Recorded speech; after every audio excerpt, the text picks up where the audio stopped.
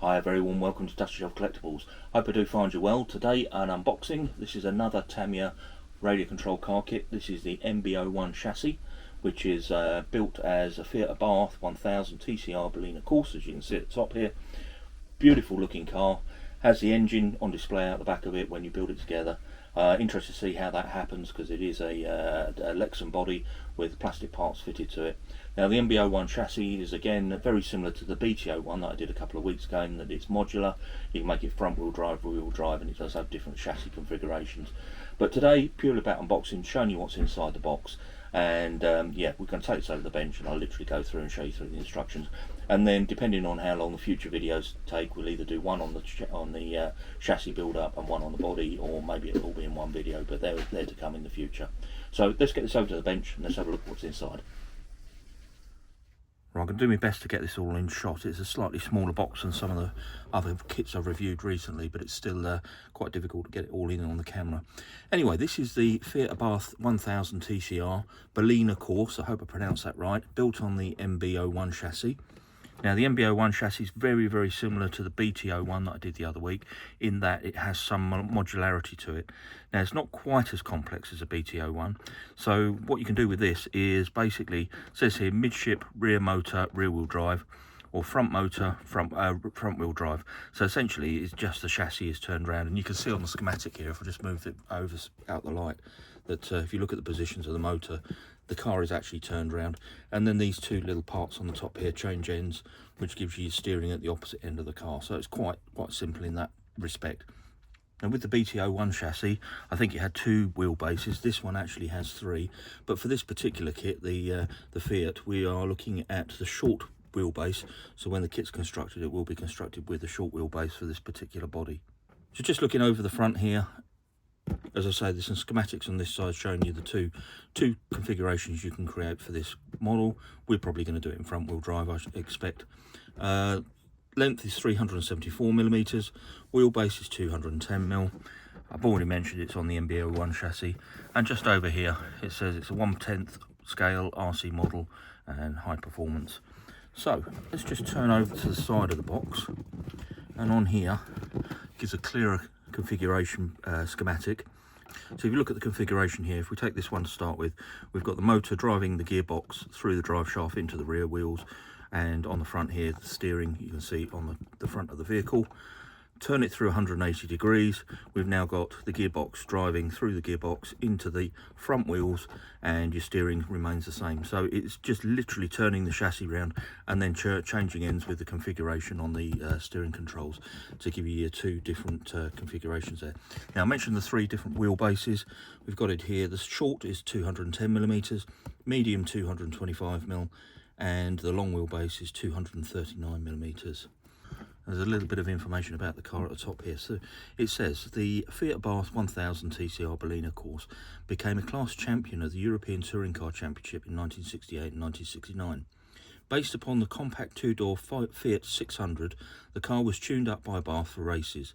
The muscular form had front and rear over fenders and a large radiator cover integrated into the front bumper, a horizontally opened engine hood. Let me just make sure I get this right.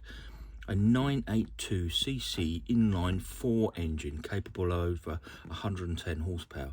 I assume the 4 engine means 4-cylinder. I'm not totally sure on that. That's looks like there's a word missing. Underpinned its powerful performance. So yeah, there's a little bit of information there about the car. And just here we can see the hologram there, indicating it's a licensed product. There's a bit of information here about the MB-01 chassis. So it says the compact two-wheel drive MB-01 chassis gives a choice of 3 types of wheelbase and a front and rear wheel drive system without removing the battery pack, motor and RC equipment setups from the centre frame. Simply change the attachment direction of the final gears and the steerage linkage to switch between front and rear wheel drive. Low or high motor position can be chosen for rear wheel drive cars, and the 4-wheel double wishbone suspension features symmetrical structures and friction dampers, etc, etc. Right, let's have a look on the other side of the box. So on the other side we've got a picture of the back of the model, and if you remember I said that the hood is opened at 90 degrees. That was in the description of the car. And you can see here we do get a schematic of the engine here. Looks really, really good this when it's together. Lots of chrome parts when I was looking at whether to go with this chassis or not. So we'll get to that in a minute. Tune-up parts, it mentions the bearings here. Obviously the ball bearing alignment.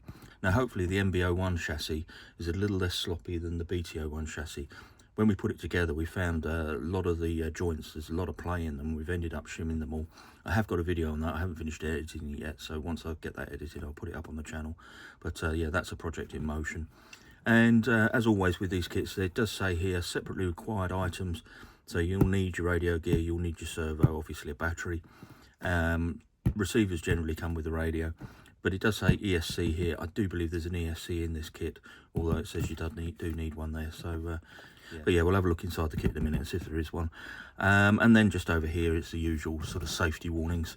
You know, be careful, and ready to assemble radio control kit, not suitable for children under 14 years, blah, blah, blah, blah. So, yeah, there's just a little bit of a warning on the side there. Right, let's get into the box and let's see what's inside. Right, lifting the lid off.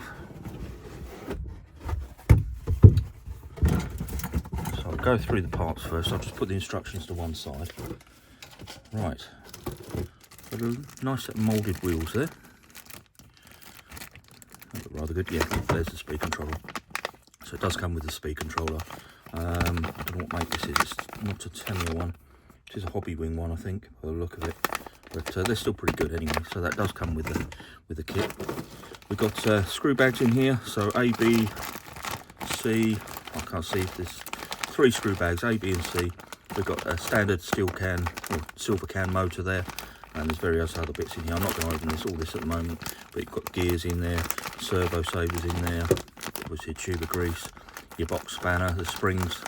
So all of your sort of consumables and your hardware is all in that pack. Fantastic vac form body. Does look really good, really good. The only thing I will point out, which is quite frustrating, you see this line running up through, the mould line running all the way through the body. Yeah, clearly, you know, it's obviously like a collapsing core or something. They got one on this side as well. Obviously, to get the complexities of the body out because of these mouldings here. As you've got the form inside, in order to get it out from sort of these undercuts, it obviously has to collapse in on itself to come out. Where you get the collapsing core, this is where the two sides of the mould meet, and you get this, unfortunately, this depression across here, which is really frustrating. But again, if you didn't have that, then you wouldn't get features like this where the headlights stick out and this undercut here. You couldn't do that in the moulding. So it swings and roundabouts, I guess. You know, in order to get the detail on the front of the moulding, you've got to live with these lines. And unfortunately, with it being a vac form body, a polycarbonate body, you can't fill these. So you know, that's something we're just going to have to live with. But that's a shame. But it's not the end of the world. Pop that to one side, and then we've got the standard Tamiya body pins or body mounts. I'd like to think that they could do something a little bit better than this in this day and age. You know, with you just put the pin through and then put a pin above to hold the body in place. A couple of bumpers, and there's your wishbones on there as well. Right, they appear to be polyamide polythene. What have we got in here? This one got various bits of gearbox casing. This is a PC material, so polycarbonate material there. I'll slide those back in here actually. There's the chassis moulding, 2 parts of the chassis. Again, I'll just take these out very quickly and have a quick look. Get that bag.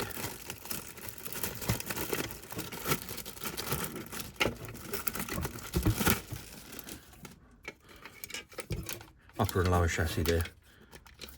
Chassis seat feels very strong.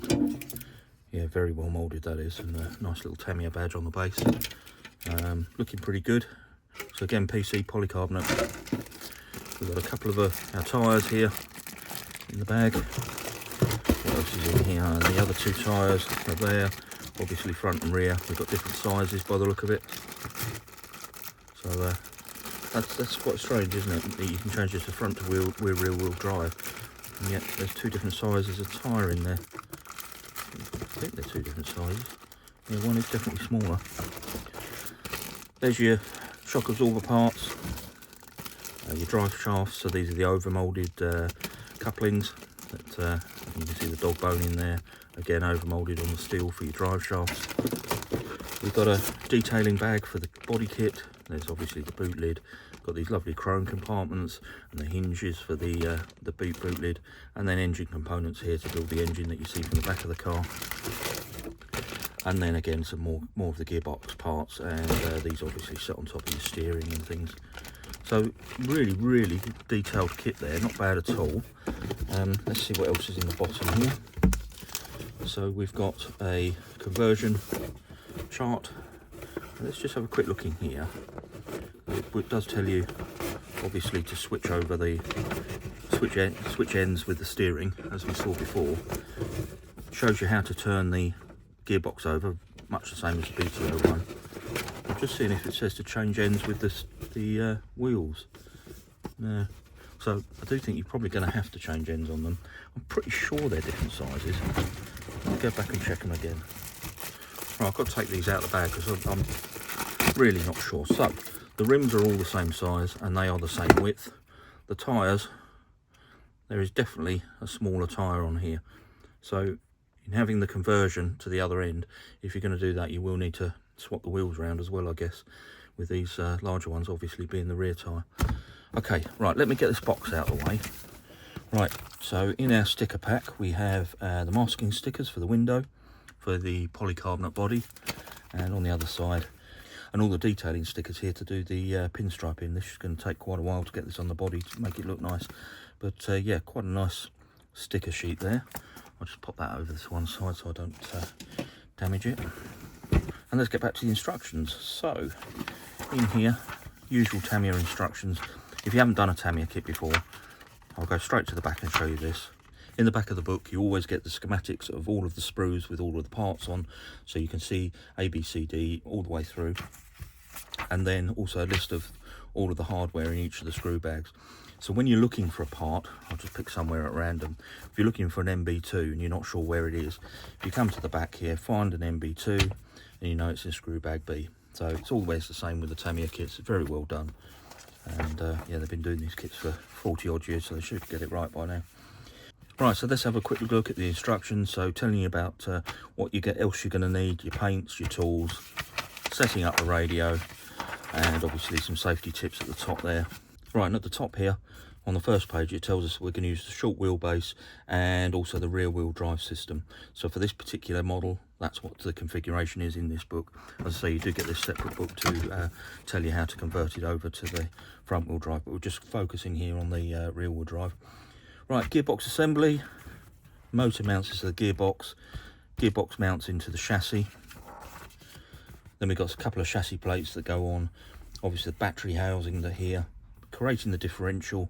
The differential sits in this kind of sealed unit that can be mounted either way up in the chassis, and obviously that changes the wheel direction when you go front to rear, when you flip that through 90 degrees. We've got the wishbones going on here. Then you can see the orientation of the diff. It's quite important you get it around that way, because I think I explained it at the BT-01. When you spin the motor, the drive shafts always move the same way. So yeah, it's important you get it up the right way, otherwise it's not going to work properly. And here we're dropping the ball couplings into the wishbones that give us the suspension articulation. Assembling the uprights, you can see the half shaft going in there with the bearings. I will try and get some bearings for this. I'd always like to put roller bearings in the kits. I think this one only comes with plastic bearings, so we'll try and upgrade that as we go through the build. Assembling the rear uprights all going on there. Bringing the chassis together, so the front and rear parts of the chassis joining together, and you put your screws in. Obviously this one will be in the short wheelbase, it'll be at its closest point. Front arms go in, front upper arms, front lower arms, and the front uprights are assembled. They go onto the car, attaching your bumpers, putting together your dry shocks here, your friction shocks, front and rear, they get mounted on. Then we do the radio, so we set the servo to 0. So at this point here, you can see we set the servo to 0 and we fit the servo saver, you can see that here. The battery arms, these are quite novel. They are on a hinged pin, and basically they flip down when the battery's in. You put a body pin through there if you want to take the body out. You pull the pin back and they flip up to let the battery out. You see here fitting the speed controller, radio gear and servo all get mounted into the chassis. Putting the wheels on the tyres. Tyres are mounted, or wheels and tyres mounted onto the chassis. Connecting up your electrics, and then finally this is the steering mechanism all going together onto this top piece that switches ends. So depending on whether you've got the steering end or the drive end, these two components get built up onto the chassis. And with the steering linkage, we're using the longer one because it's rear wheel drive. And then the whole thing just gets put together. So you can see the two steering components, the one steering, one fixed, fits onto the top of the chassis, and the long arm controls the steering from the rear of the car. Final assembly, putting the battery in, making sure your aerial's in place, but obviously with the modern radios, most of us are using digital now, so not so important to get your aerial outside the car. Cleaning up the body, shows you how to cut the body here. Now I always do it with a knife. I just find it works much better cleaner than scissors, but we'll come to that in a bit. And you can see the bits of material that you need to cut away on the body. Right, spraying up the body is a two-tone spray. So basically masking up and spraying the lower colour, and then obviously if you want to do it as box art, you've got the light blue and the white on there to spray, and then your stickers, which I think are going to be quite a challenge to get looking nice. We've got the chrome parts going on there as well. And then the finishing touches is just assembling this engine that's just going to look superb on the back of the car. So all in all, not a bad kit. Quite looking forward to putting it together. A little bit disappointed about the mould lines in the body. That's not too good, but I understand why they've done that and why they've had to do it.